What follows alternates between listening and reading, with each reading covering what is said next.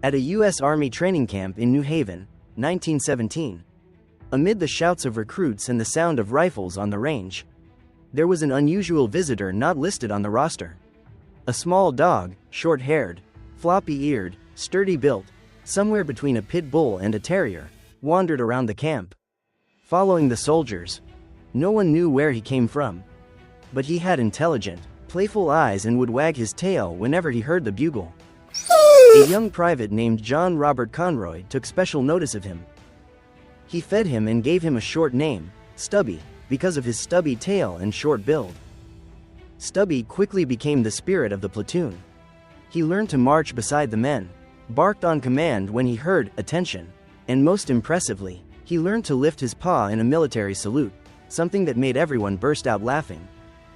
Conroy often joked, "He's got more discipline than some of our sergeants." But the day came when Conroy's unit received orders to ship out to France. According to regulations, no pets were allowed aboard. Conroy couldn't bear to leave Stubby behind, so he hid him inside his duffel bag and had his comrades cover for him as the ship set sail. When the ship docked at St. Nazaire, Stubby jumped out of the bag and ran across the deck, to the shock of the officers. But instead of being sent away, he was allowed to stay, because the commander couldn't bring himself to punish the little, four-legged soldier, especially after seeing him salute as if he understood everything. From then on, Stubby officially became a part of the 26th Division, the Yankee Division. French Front 1918. War is hell, even for humans, let alone for a dog. But Stubby didn't fear the sound of artillery or panic at bombs. He slept in the trenches, ate with the soldiers, and stayed close whenever his comrades were wounded. Once, after a brutal shelling, Stubby detected a soldier buried under the dirt. He barked, dug, and led others to rescue the man. From then on, he was seen as the guardian of the front lines. Then came a fateful night. The enemy was preparing to release toxic gas. A soldier noticed it and tried to run back to warn his unit. But he was shot. With his last strength, he gave Stubby a gas mask, signaling for him to return to warn the others. Stubby didn't hesitate.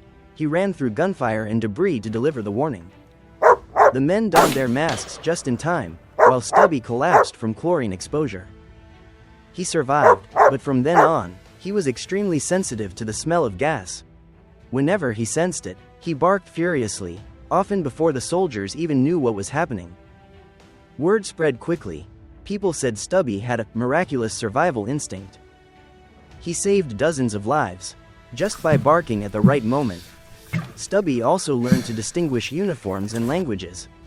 Once, he chased down a suspicious stranger sneaking into the camp. Turns out, the man was a German spy. Stubby bit through his pants and held him until the Americans arrived. The incident was so famous that Stubby was awarded a Special Medal of Honor. From that day forward, he was known as Sergeant Stubby. Stubby fought in 17 major battles with the 26th Division, enduring bombs, gas, mud, and freezing cold. He marched through Argonne, Verdun, and Château-Thierry, names etched in blood and tears.